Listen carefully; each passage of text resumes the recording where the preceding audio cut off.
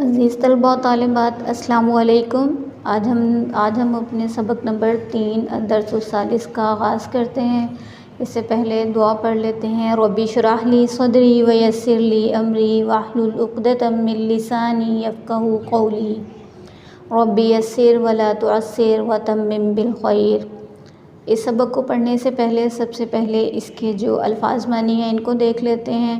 یہ الفاظ پڑھنے کا مقصد یہ ہے کہ آپ کو بھی عربی کے لفظ ٹھیک سے پڑھنے آئیں اور آپ ان کے معنی جو ہیں وہ اچھے طریقے سے یاد کر سکیں۔ الفاظ معنی کو آپ نے بہت اچھے طریقے سے دیکھ کر یاد کرنا ہے ہر لفظ کو، کہ یہ لکھا کیسے جا رہا ہے اور پڑھا کیسے جا رہا ہے اور اس کے اعراب جو ہیں وہ کیا ہوں گے۔ اور کوشش کریں کہ جب بھی آپ اپنے یہ جو سوالات دیے گئے ہوتے ہیں، ٹرانسلیشن دی گئی ہوتی ہے، ترجمہ دیا گیا ہوتا ہے، اس کے جہاں پر بھی عربی کا استعمال ہے ان جملوں کو دیکھ کر پڑھیں کہ کس لفظ کو کیسے لکھا جاتا ہے، کیونکہ یہ ہماری زبان نہیں ہے تو اس کو لکھنے میں اور بولنے میں ہمیں تھوڑی سی مشکل کا سامنا کرنا پڑتا ہے۔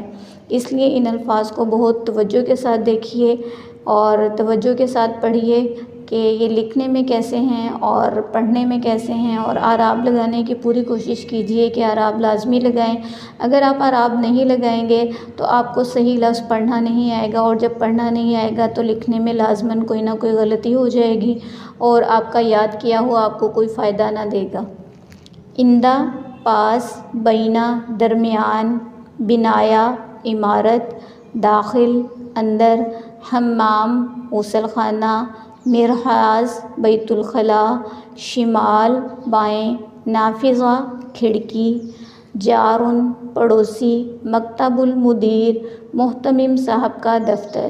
کسی بھی ادارے کا نگران ہو، سربراہ ہو یا منتظم ہو، اس کو محتمم یعنی محتمم کی جگہ آپ سربراہ، نگران بھی لکھ سکتے ہیں اور منتظم بھی لکھ سکتے ہیں۔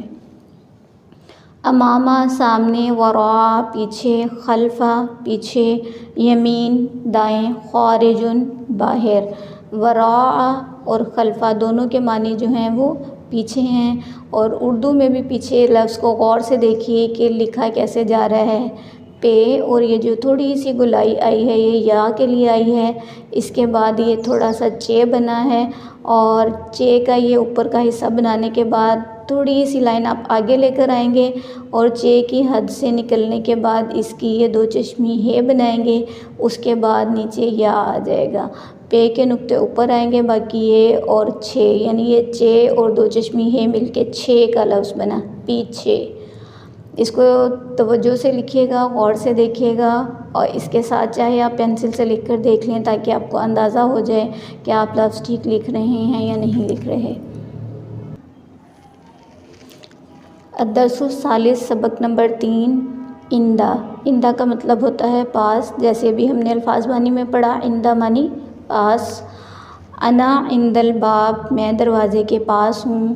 وانت عند النافذہ، اور تم کھڑکی کے پاس ہو۔ نافذہ کھڑکی کے لیے آتا ہے اور لفظ شباک بھی کھڑکی کے لیے ہی آتا ہے۔ اور انت تم یا آپ، عند النافذہ کھڑکی کے پاس ہو، اور تم کھڑکی کے پاس ہو۔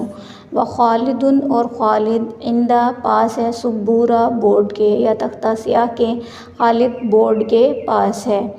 اب یہ سوال جواب کی صورت میں عندہ کا استعمال جو ہے وہ آ گیا ہے، اس کو دیکھ لیتے ہیں۔ این انا، میں کہاں ہوں۔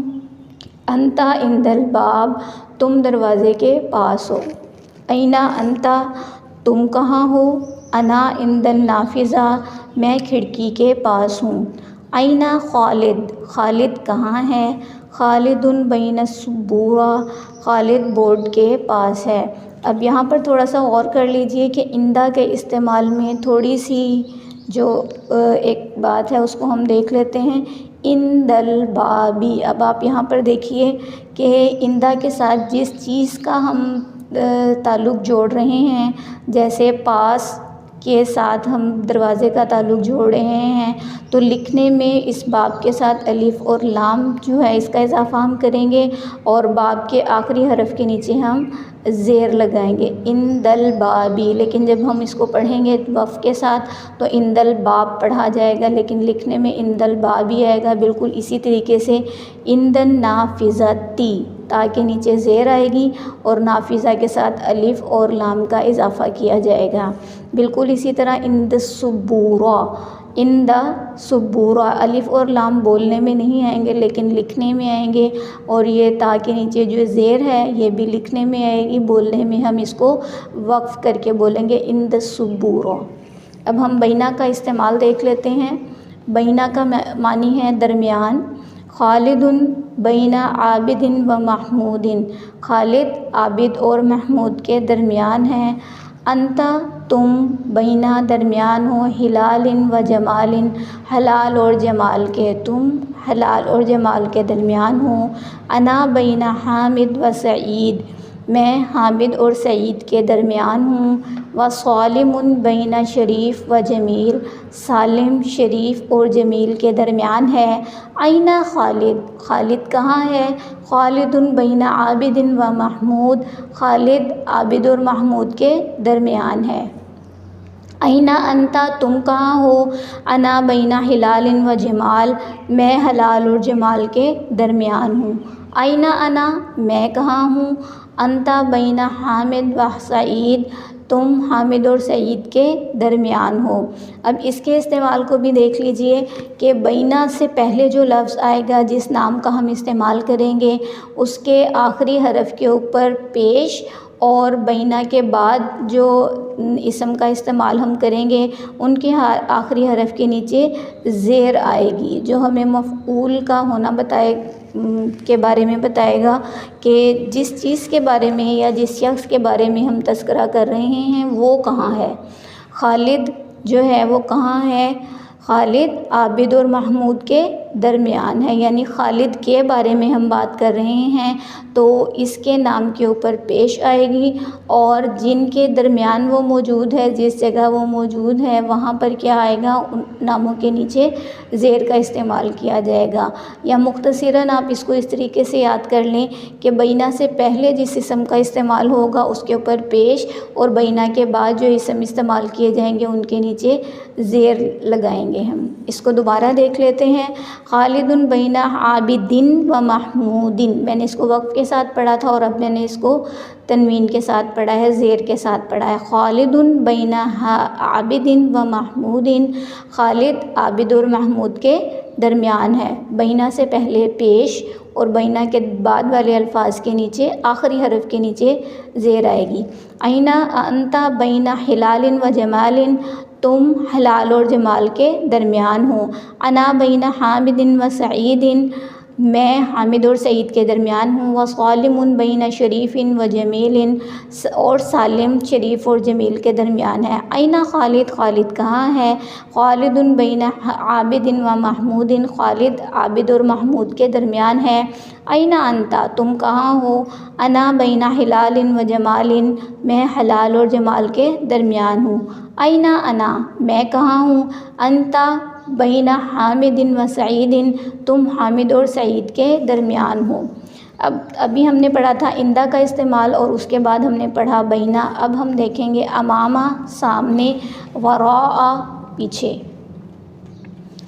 امامہ اور وراء، اس کے استعمال میں بھی یہی ہم چیز دیکھیں گے کہ ان سے پہلے جس اسم کا استعمال ہو رہا ہے اس کے آخری حرف پر پیش، اور بعد میں جن اسماء کا استعمال ہو رہا ہے وہ ایک بھی ہو سکتے ہیں اور دو بھی ہو سکتے ہیں، ان کے نیچے، ان کے آخری حرف کے نیچے ہم زیر لگائیں گے۔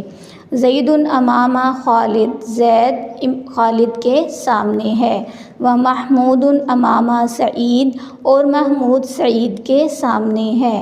وہلال وراء جمال، اور ہلال جمال کے پیچھے ہے۔ شاہد، شاہد وراء پیچھے ہے خالد، خالد کے، شاہد خالد کے پیچھے ہے۔ وانا، اور میں، وراء پیچھے ہوں، کا تمہارے، اور میں تمہارے پیچھے ہوں۔ وانت، اور تم، امامہ سامنے ہو، اور یہ جو یا کا اضافہ آیا ہے یہ میرے کے لیے آیا ہے۔ وانت امامی، اور تم میرے سامنے ہو۔ من اندہ کا، تمہارے پاس کون ہے؟ اندی، میرے پاس، یا میرا، اور کا کیا مطلب ہے؟ تم یا تمہارا۔ من اندہ کا، تمہارے پاس کون ہے؟ اندی، میرے پاس، عابد، عابد ہے۔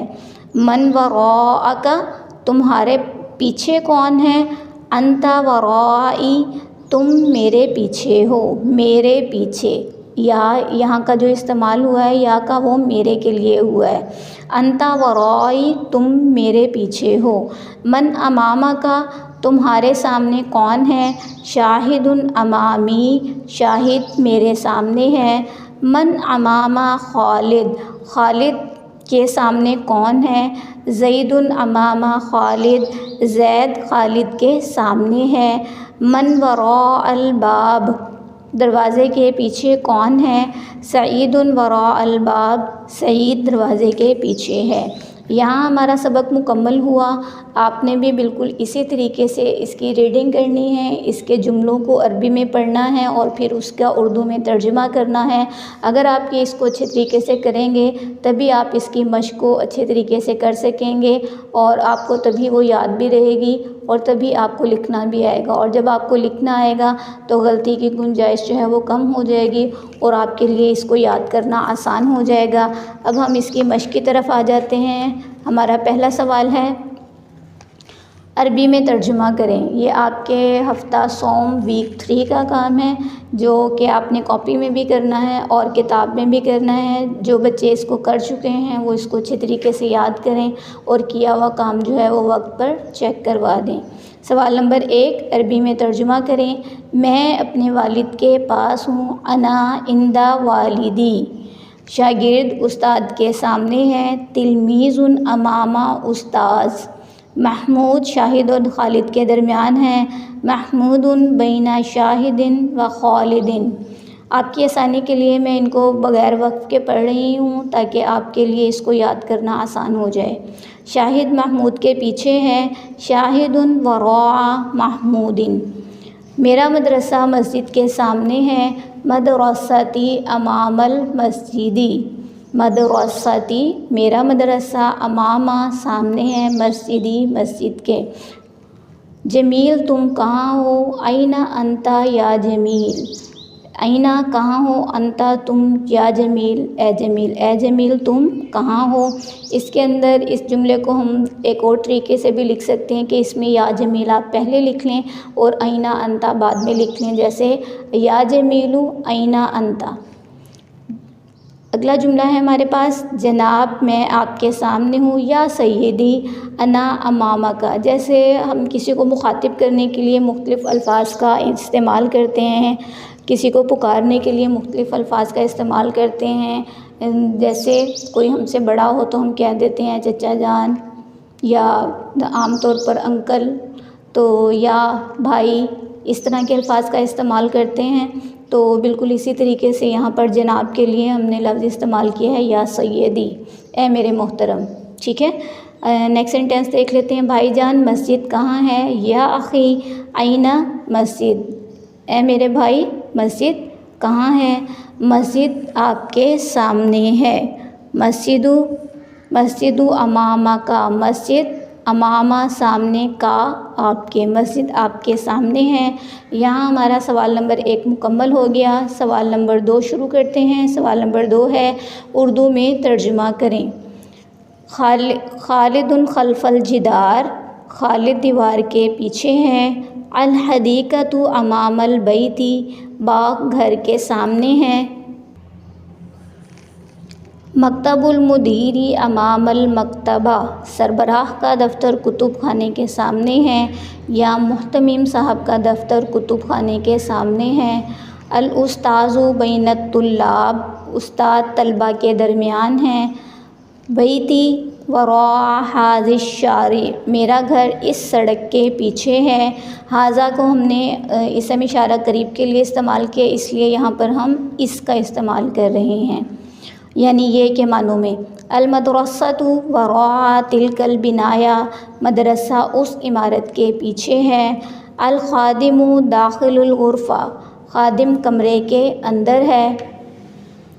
دار الطلبہ وراء المدرسہ، طلبہ کے گھر مدرسے کے پیچھے ہیں۔ الحمام وراء المرحاض، غسل خانہ بیت الخلاء کے پیچھے ہے۔ فاطمۃ قریبۃ من الوالدہ، فاطمہ والدہ کے قریب ہے۔ یہاں پر ہمارا سوال نمبر 2 بھی مکمل ہو گیا ہے۔ اس کو بھی بالکل اسی طریقے سے آپ نے پہلے پڑھنا ہے اور پھر لکھنا ہے۔ لکھنے کے بعد اپنے سینٹینسز کو اپنے جو آپ نے جواب لکھے ہیں ان سے ضرور میچ کریں۔ جیسے آپ کو ایک ایگزامپل بتا دیتی ہوں۔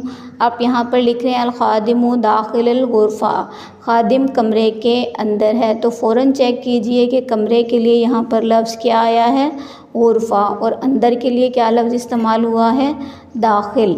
ٹھیک ہے، یعنی ایک ایک لفظ کو چیک کیجئے کہ کیا اس کے یہی معنی ہیں یا نہیں ہیں، یا آپ سے کوئی غلطی تو نہیں ہو گئی، ایسا تو نہیں ہے آپ نے پیچھے کے بجائے سامنے لکھ دیا ہو اور سامنے کے بجائے پیچھے لکھ دیا ہو۔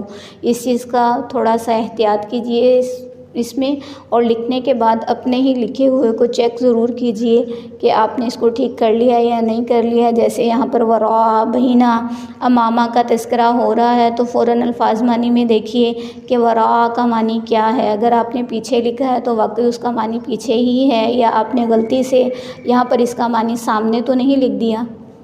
امید ہے کہ آپ میری اس بات پر تھوڑا سا غور کریں گے اور اس کو یاد ضرور کریں گے۔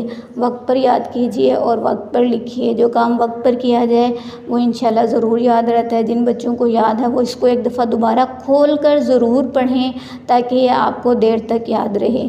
اللہ تعالیٰ آپ کا حامی و ناصر ہو۔ السلام علیکم ورحمۃ اللہ۔